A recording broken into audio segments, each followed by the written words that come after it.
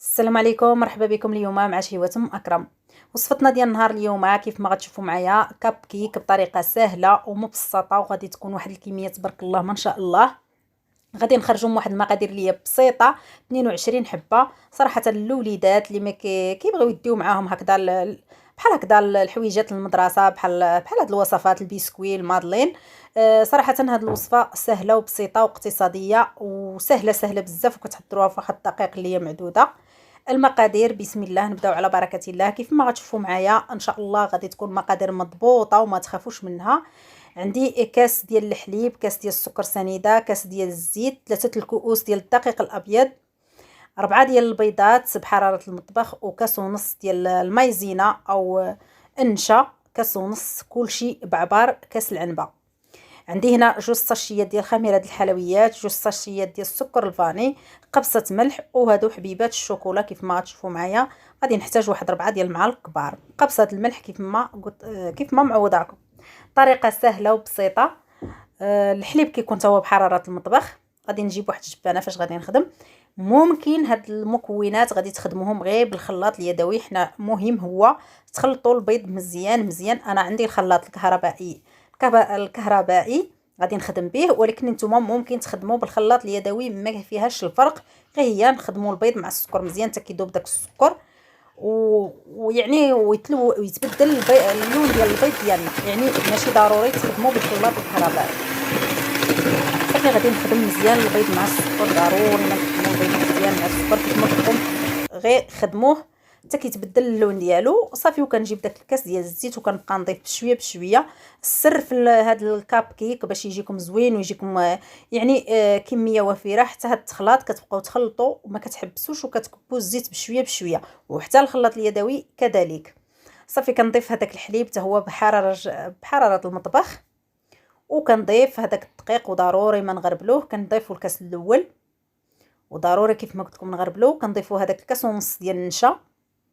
مقادير مضبوطه ان شاء الله، تحضروه من اول مره ينجح ليكم. 2 اكياس ديال خميره الحلويات، كل واحد فيه 8 غرام.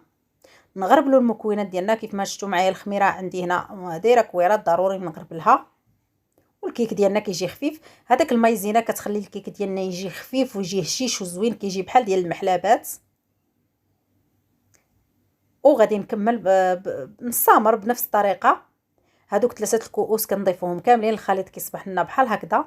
كنجيبوا دوك حبوب الشوكولا، ممكن ديروا اي حاجه ديروها في هذا الكاب كيك. صافي كنخلط هنايا وغادي نخليهم تقريبا واحد ربع ساعه ونرجعوا نتلاقاو. بالنسبه للخليط ما درتو لا في الثلاجه لا والو، خليتوه واحد ربع ساعه.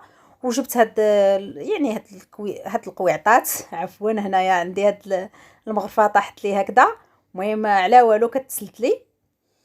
صافي هنا غادي نجيب باش غادي نعمر الكاب كيك، وجبت الصح كيف ما كنقولوا الصح والعمل. جبت هاد المغرفه كبيره كتسهل عليا. هنا غادي ندير انا كل قويعط غادي ندير فيه مغرفه هكذا.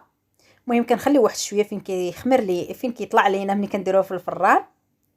صافي غادي نكمل بنفس الطريقه. صراحه انا كندير مغرفه هكذا في هاد الاخرى ديال هاد القويعطات ديال الكيك او المادلين. صافي كنعمرهم وكنديرهم في الفران اللي كيكون بارد. كنشعل على 180 درجه، كنشعل عليه في الجهه التحتانيه، ومني كنشوفو صافي طلع كنشعل عليه في الجهه الفوقانيه. شو تبارك الله ما شاء الله، طلع الكيك ديالي تبارك الله ما شاء الله، شي حاجه اللي هي زوينه بزاف.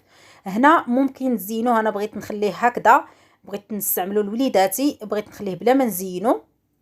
كيصبح بحال هكذا، كيجي محمر ومفشفش وهشيش بزاف. صدقوني راه كيجي كيدوب في الفم. صدقوني واخا ديك الفوقانيه ديالو كتجي يعني شويه جاء شد راسها، ولكن في الفم راه كيجي كيدوب وكيجي قطني، ولا اكثر من قطني من الداخل، كيجي هشيش. والناس اللي مجربين الوصفات ديال المايزينا او النشاره ومعارفين علاش كنهضر، يعني شي حاجه اللي كتجي هشيشه بزاف بزاف. هنا هادو مزانيش، هاد الاخر كيف ما تشوفوا معايا درتهم عندي هادو ديال السيليكون، وكندير فيهم هاد القويعطات كيسهلوا عليا، ما كيتحرق ما حتى شي حاجه. وداك الشوكولات كيبقى حتى في الوسط الكيك، يعني شي حاجه اللي هي زوينه بزاف. ممكن تزيدوه حتى في الفوق ديال الكيك ديالكم.